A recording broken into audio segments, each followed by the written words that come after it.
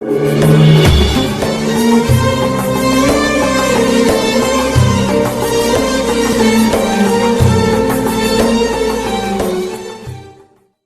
warahmatullahi wabarakatuh. Waalaikumsalam warahmatullahi wabarakatuh. Buya, bagaimanakah jihad kita di zaman sekarang? Apa itu? Bagaimanakah jihad kita di zaman sekarang? Bagi masyarakat biasa yang bukan tentara kan tidak melakukan peperangan, seperti ditugaskan ke daerah konflik untuk berperang di Palestina melawan Israel atau di Irak melawan pasukan Sekutu Barat. Baik, jihad Nabi pernah setelah usai dari perang Badar, jihadnya sudah selesai, damailah keadaan. Tapi tiba-tiba baginda Nabi berkata, kita akan jihad, kita keluar dari jihad kecil menuju jihad yang lebih gede lagi. Ada jihad lebih gede. Perang Badar nggak seimbang, kemenangan pada kaum muslimin ternyata oleh Nabi dianggap sebagai jihad kecil. Ada jihad yang lebih gede lagi. Jihad apa ya Rasulullah? Perangnya kayak apa lagi? Jihadun nafsi, memerangi hawa nafsu. Memerangi hawa nafsu yang ada di dalam diri kita, yang disebutkan akhbat min sab'ina syaitana, lebih kecil daripada 70 syaitan dalam diri kita. Pertama adalah jihad kita adalah jihad hawa nafsu, menahan diri dari yang haram, menahan mata kita, milih dalam melihat YouTube, di HP kita jangan disimpan hal-hal yang menjadikan Allah murka. Itu jihad, nggak usah macam-macam deh, nggak usah banyak ngomong. Jihad macam-macam, jihad sederhana hawa nafsu, tontonan televisi dia. Anda itu berjanji tidak nonton sinetron aja sudah jihad, ibu-ibu. Jihad besar itu, berjanji saya tidak mau jihad. Nggak usah pakai tirakat kayak orang dulu puasa nggak makan daging yang enak, sudah pokoknya tidak nonton sinetron, itu sudah aman. Jihad zamannya zaman beda ini.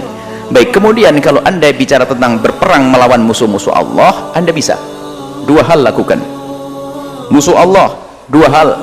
Karena tidak ada peperangan dengan senjata hari ini, Anda ikut berkiprah dalam dakwah para habaib, para ulama. Anda dukung dimanapun mereka berada dengan harta Anda, karena itu jihad untuk menyelamatkan umat dari gangguan orang-orang di luar. Anda mengambil bagian daripada dakwah, karena dakwah itu membela umat Nabi Muhammad. Ini yang pertama dan paling utama. Yang kedua, Anda bela saudara-saudara Anda. Maka hari ini kami suarakan, Anda jangan biasa membeli produk orang yang memusuhi Anda. Saya lebih baik haus daripada saya harus mampir tokonya orang yang diindikasi dia memusuhi Islam. Saya lebih baik haus. Toko-toko yang berjejer di Nusantara ini karena dia diindikasi orang yang musuhi para ulama, enggak. Tapi kan kontraknya dengan saudara kita kaum muslimin, ya biar dia sadar nanti berkontrak dengan kaum muslimin sendiri, jangan dengan orang kafir. Produk-produk yang diindikasi ini adalah untuk memerangi orang Palestina, produk-produk saya tidak akan makan dan tidak minum, lebih baik haus.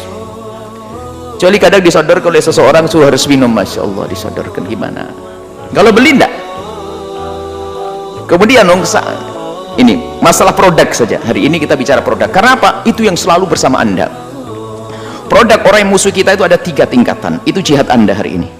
Produk musuh-musuh Islam. Nah sekarang produk musuh-musuh kita itu ada 3. Yang pertama, kita boleh membelinya, bahkan dihimbau. Apa itu?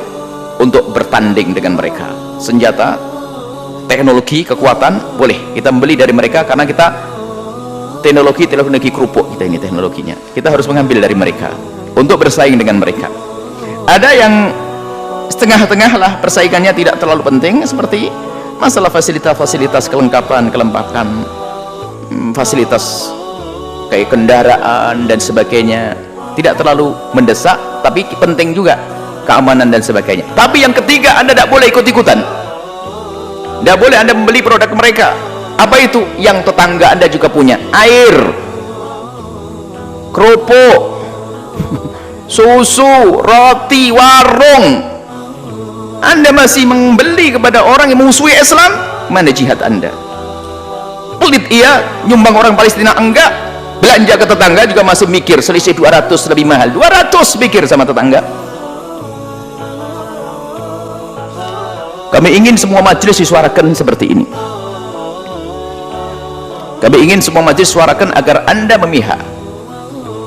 Di Abemat ada, tapi kita tidak menghadirkan produk-produk yang diindikasi. Tapi tetap aja jalan kan, ada yang beli enggak? di Abemat insya Allah akan dihadirkan produk yang insya Allah, kalaupun ada itu kesusupan karena kita salah menilai. Kita upayakan tidak ada produk-produk yang diindikasi bahwasanya itu adalah miliknya orang musuh Islam, musuh kaum muslimin yang ada di Palestina. Jihad Anda itu saja deh, jangan Anda menyuruh jihad Allahu Akbar, yang Anda minum milik mereka. Ini gimana sih, sadar enggak? Ini perlu menghadirkan makna ini. Kemudian lebih dari itu, kalau Anda ingin membeli itu yang cerdas Anda, misalnya ini produk milik siapa ini, mulai umat Islam. Kalau milik orang Nasrani tetangga kita yang baik dengan kita, nggak ada masalah kita beli sayurnya dia karena tetangga baik. Mereka ada produk-produk yang disebar di Indonesia itu memang untuk mereka penghasilannya untuk memerangi umat Islam. Kita harus waspada. Kemudian lebih dari itu, kalau Anda misalnya membeli miliknya, produk-produknya milik saudara-saudara kita yang mereka berjuang, misalnya majelis taklimnya fulan, pesantren fulan, ada usaha-usaha, Anda membeli sambil berdakwah kok. Ini hal belanja saja berapa pahala yang akan dapat. Kadang juga milik saudara kita lebih murah, cuman kadang prestis gaya. Saya itu kalau tidak sama setan kelihatannya nggak enak gitu loh, seolah-olah ngomong gitu. Ini kebiasa kalau tidak merek keren nggak mau, naudzubillah. Baik, ini saja kalau mau jihad yang bertanya. Mulai hari ini yang bertanya memulai lalu anda cari browsing di sahabat-sahabat pejuang, produk apa sih yang diindikasi adalah miliknya orang non muslim yang memerangi Islam. Kalau non muslim tidak memerangi Islam nggak ada masalah. Non muslim tapi memerangi Islam ada. Dulu kan pernah ada kasus masalah roti lalu ditutup, hebat. Coba semuanya sadar begitu kan aman. Kita tuh kuat. Kenapa orang Islam kok semakin nyungsep itu? Kalau nyungsep ini adalah karena saudaranya nggak boleh beli milik saudaranya. Saya busuk milik tetangga kita tuh nggak laku-laku. Karena Anda beli sebelahnya lagi. Di sisi lain kadang kita juga kurang jujur. Kadang umat Islam ini perlu kejujuran. Buat tempe saja harus beli kedelai bukan dari saudara kita. Harus beli dari luar negeri. Kenapa? Kalau saya beli kedelai tetangga saya, mesin saya rusak. Kenapa? Kedelainya campur pasir. Nah, ini kan repot, umat Islam nggak jujur ini, repot. Nah, kalau sudah umat Islam benar, jujur, kualitas produksinya nih, dan kami seru kepada siapapun yang punya produk-produk kecil, home industry dan sebagainya, coba Anda bisa daftarkan kepada tim kami untuk bisa dibesarkan itu produk, dan nanti akan dipasarkan ke penjuru Indonesia. Kita akan komunikasi dengan orang-orang yang punya kecemburuan seperti ini. Jadi warung Anda, produk Anda tidak akan mati, tidak akan melempem, lalu busuk, berjamur, lalu nggak terjual insya Allah. Kita ingin membuat jaringan di antara saudara-saudara kita, dari tantangan besar, dan kami berharap ini disambut oleh kaum muslimin semuanya. Baik, kami ini rindu untuk ini. Jadi jihad kita seperti itu deh. Siap? Awas ketahuan di tangannya minum air apa nanti. Malu lah. Aku jihad, takbir, sholawat, ya. Tak tahunya nggak peduli. Ini penting, jangan dianggap sepele. Permasalahan kita kurang ghirah, kurang kecemburuan. Dakwah itu, kalau jihad dan dakwah itu harus ada cemburu. Kalau dakwah tidak cemburu dan tidak dengan kecemburuan, dengan ghirah, tidak dengan ghirah, maka ketahuilah yang ada adalah bukan dakwah kepada Allah, dakwah kepada dirinya sendiri, kepentingan untuk pribadinya, biar dia lebih kaya, biar lebih hebat, lebih masyhur, hancurlah dia. Wallahu a'lam bishawab.